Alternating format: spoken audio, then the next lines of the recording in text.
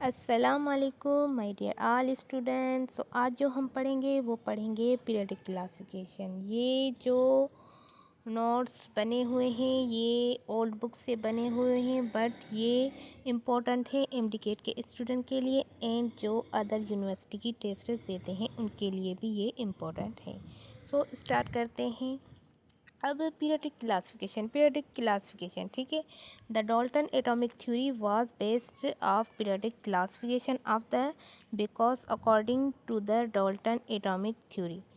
जो आपने पढ़ी होगी डाल्टन एटॉमिक थ्योरी है वो बेस्ड किस पे करती है?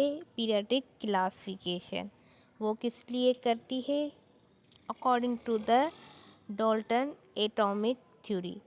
ये आपने पढ़ा होगा, आई थिंक फर्स्ट ईयर में पढ़ा होगा डाल्टन एटॉमिक थ्योरी। सो ये जो है बेस किस पे करती है? पीरियडिक क्लासिफिकेशन पे, ठीक है। The atoms of different element have different atomic masses.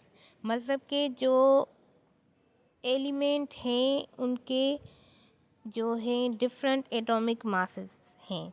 यहाँ पे लिखा हुआ है ना, the atoms of different element. Atom में जो डिफरेंट एलिमेंट हैं उसके डिफरेंट एटॉमिक मासेस हैं, ठीक है। अब यहाँ पे आ जाता है कि अरेंजमेंट ऑफ एलिमेंट क्या है। Arrangement of element according to the particularly order is called periodic classification. Sorry, मुझे ये कहना था कि पीरियडिक क्लासिफिकेशन क्या है। पीरियडिक क्लासिफिकेशन क्या है? The arrangement of element. अब आप ये तो नहीं कहेंगे कि ये अरेंजमेंट ऑफ एलिमेंट है। ये अरेंजमेंट ऑफ एलिमेंट है, बट इसकी कुछ प्रॉपर्टीज़ हैं।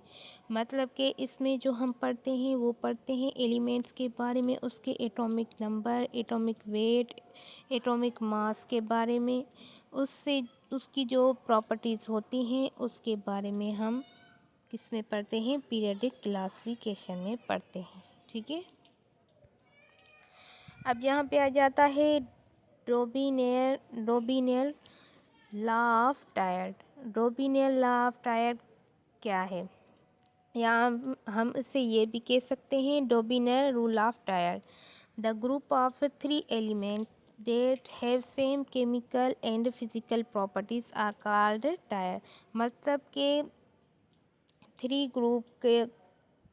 ग्रुप के जो एलिमेंट है उसकी जिसकी same physical and chemical property तो उसको ही हम टायर कहते हैं, ठीक है। यहाँ पे लिखा हुआ है ना, द ग्रुप ऑफ 3 एलिमेंट, मतलब के 3 एलिमेंट हैं उसकी जो है सेम फिजिकल प्रॉपर्टीज़ हो और जो क्या हो, सेम केमिकल प्रॉपर्टीज़ हो, उसको ही हम टायर कहेंगे। This law was presented by German scientist Dobereiner. ये जो ला दिया था ये किसने दिया था?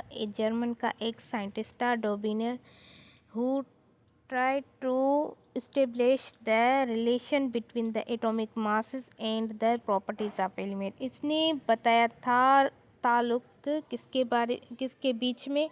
एटॉमिक मास के बीच में एंड एलिमेंट्स की प्रॉपर्टीज़ के बीच में, एलिमेंट्स की जो खसूसियात हैं उसके बीच में इसने रिलेशन बताया था। ये जर्मनी का था, साइंटिस्ट था डोबिनेर, ठीक है। According to the law of triad. अब इसने क्या बताया था? ये जो है ये the atomic mass of middle element, ये सब ने पढ़ा हुआ, ये बहुत इंपॉर्टेंट होती है डोबिनेर लॉ ऑफ टायर में, यही होती है जो अहम होती है, ठीक है। पढ़ते हैं। The atomic mass of the middle element of the tyre is approximately equal to the arithmetic mean of the atomic masses of the remaining 2 elements। मतलब कि इसने बताया था कि जो है the atomic mass of the middle element of the triad is approximately equal to the arithmetic mean. मतलब इसने बताया था कि आप कोई भी एलिमेंट ले लें, उस का अर्थमेटिक मीन निकालेंगे तो जो है तीसरे का मास आपको खुद ब खुद पता चल जाएगा। मतलब कि आप 3 एलिमेंट लेंगे, 2 का आप निकालेंगे तो तीसरे का आपको एटॉमिक मास खुद ब खुद पता चल जाएगा। सो एग्जाम्पल लेते हैं। एग्जाम्पल जैसे है ये लिथियम है, ठीक है, इसका एटॉमिक मास क्या है, 7 है एंड पोटाशियम का 39 है।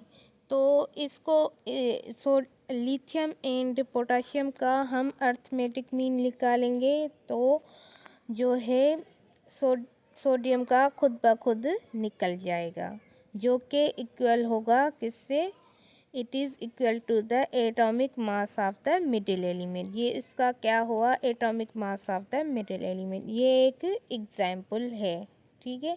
कोई से भी हम 3 एलिमेंट ले लें पीरियोडिक टेबल से, 2 को ले लें आप, उनका अर्थमेटिक निकालेंगे तो तीसरे का खुद ब खुद पता चल जाएगा।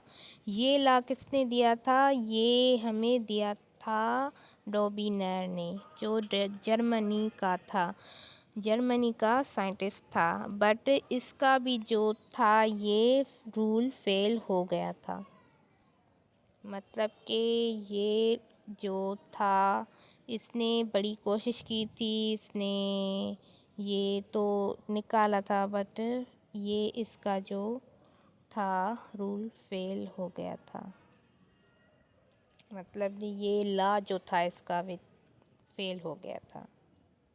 ये ओल्ड बुक की है, ओल्ड बुक में से है, ये भी इम्पोर्टेंट है। बेसिक जो है ना ओल्ड बुक में है, ये न्यू में इतना कुछ नहीं लिखा हुआ, बेसिक ओल्ड बुक में है, आप पढ़ेंगे तो आपको खुद ब खुद पता चल जाएगा। ये शॉर्ट सा था, इंट्रोडक्शन था, ये आप एमसीक्यूज़ भी समझ ले, इसमें से आपकी एमसीक्यूज़ की प्रैक्टिस भी हो जाती है। सो इतना ही था।